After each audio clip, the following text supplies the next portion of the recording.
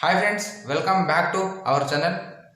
So ఈరోజు మన వీడియోలో మనం మాట్లాడకపోయే టాపిక్ వచ్చేసరికి మన రీసెంట్ వీడియోస్కి చాలా కామెంట్స్ అయితే వచ్చాయి. సో అందరికీ చాలామందికి సేమ్ డౌట్స్ రైజ్ అయ్యాయి. సో అందులో చాలామందికి వచ్చిన డౌట్స్ పైన మేజర్గా తీసుకొని ఈ వీడియోలో ఆ టాపిక్ పైన మాట్లాడుకుంటాం. సో ఆ టాపిక్ వచ్చేసరికి బ్యాంక్ స్టేట్మెంట్స్ అండి. సో బ్యాంక్ స్టేట్మెంట్స్ కొందరికి ఆఫర్ వచ్చింది, బ్యాంక్ స్టేట్మెంట్స్ మేనేజ్ చేయడం ఎలా, కొందరికి అడుగుతున్నారు ఎలా ఎలా చెప్పాలి వాళ్ళకి. సో అని చాలామందికి వాళ్ళ మైండ్స్లో చాలా డౌట్స్ ఉన్నాయి, అస్ ఇష్యూస్ కూడా ఉన్నాయి. సో ఈరోజు మనం వీడియోలో మీకు ఎక్స్ప్లెయిన్ చేస్తాను అది. సో ఫస్ట్లీ అండి, ఎవరైతే మన ఛానల్ని కొత్తగా వాచ్ చేస్తున్నారో please do subscribe our channel and please do like and share this video. So మీరు చేసే ఒక లైక్ ఈ వీడియో లేదా ఈ కంటెంట్ ఇంకొకరికి రీచ్ అయ్యి సో వాళ్ళు కూడా చూసే ఛాన్స్ అయితే పెరుగుతారండి. So please do like and share also. So ఎవరైతే కెరియర్ గ్యాప్ ఉండి ఎక్స్పీరియన్స్ చాలా 4-5 years లేదా 3 years గ్యాప్ ఉంటే సో వాళ్ళు ఐటీలో కదా సాఫ్ట్వేర్ జాబ్ కొట్టాలని అనుకుంటుంటే సో వాళ్ళకి వన్ అండ్ ఓన్లీ ఆప్షన్ ఇప్పుడు ఫ్రెషర్కి అయితే చాలా టైట్గా ఉంది మార్కెట్. సో వాళ్ళకి ఎక్స్పీరియన్స్ చాలామంది మీరు అబ్జర్వ్ చేస్తూనే ఉంటారు. ప్రాక్సిమిటీ వెళ్తుంటారు. సో ఇలా అప్పుడు మీరు ఎక్స్పీరియన్స్ తీసుకునేటప్పుడు ఏ డాక్యుమెంట్స్ తీసుకోవాలి అనేది మన ప్లేలిస్ట్లో అయితే ఉంది. సో మీరు చూసుకోవచ్చు, మన ఛానల్లో చేసి పెట్టాను ఆల్రెడీ వీడియో.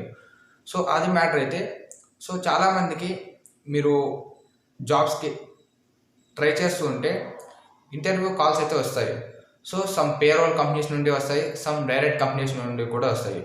సో చాలామందికి రైజ్ అవుతున్న ఇష్యూ ఏమంటే సో భయ్యా వాళ్ళు కాల్ చేస్తున్నప్పుడు మాకు బ్యాంక్ స్టేట్మెంట్లు అడుగుతున్నారు అని చాలామందికి చాలా ఇంటర్వ్యూ కాల్స్ అయితే వచ్చాయి. సో వాళ్ళైతే కామెంట్ కూడా చేశారు. సో నేను చెప్పేది ఏమంటే సో మనం ఇవి అయితే అన్నీ తీసుకోవచ్చండి. ఏమేమి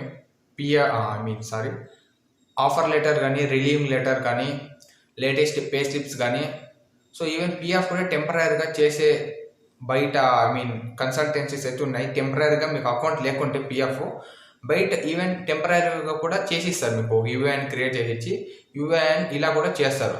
సో మనం when it's come to bank statements అంటే ఎలా అంటే మనం క్రియేట్ చేయలేమండి. సో అది మేజర్ ప్రాబ్లం.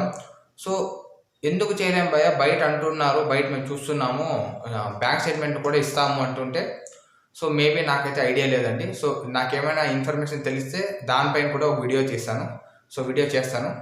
సో నేను చెప్పేది ఏమంటే సో ఎవరికైతే అలా కాల్స్ వస్తున్నాయో ఆఫర్ లెటర్ వచ్చి బ్యాంక్ స్టేట్మెంట్ చూపియండి, షేర్ చేయండి అని అలా అడుగుతున్నారు. ఇంకా షెడ్యూల్ అవ్వకముందే ఇంటర్వ్యూ సో అలా అడుగుతున్నారు.